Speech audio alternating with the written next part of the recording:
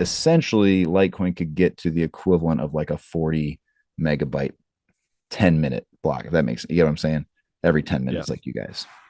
Yeah. Yeah. So that's obviously really exciting because I think the privacy aspect is it's an interesting conversation. It's probably one, you always have the Monero people, absolute privacy on everything 100% of the time. I think there's going to be customers for something like that.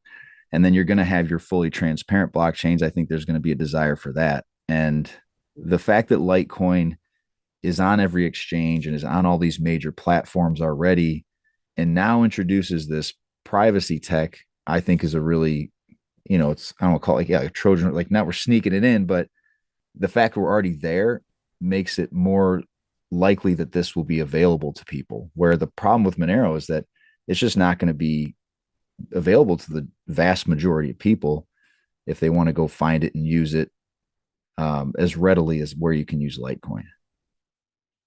Yeah, no, it makes sense. And I did obviously need to read up on the details. One thing that fascinates me about this whole sort of MimbleWimble element to it is that's not something that I see in the BTC community. And there's been a lot of, like you even said yourself earlier, like Litecoin.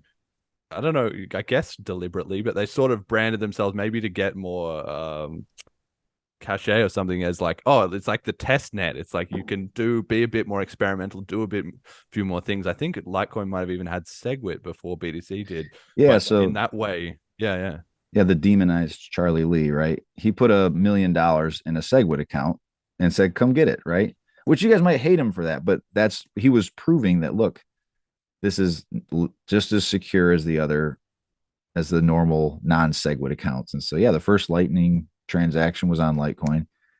So, yeah, I think that, and that's again, like if I'm a Bitcoiner, what's the harm in Litecoin? It's valuable to you. I don't think um, I don't know why this contention. I just feel like I'm over it this year. I'll get back into it. I'll get fired up at some point, like in May or something, but I'm just over the whole fight. you know, well, we got to stop fighting each other. We got to, fight the common enemy. I think that's going to be one of the big story arcs of crypto in 2023.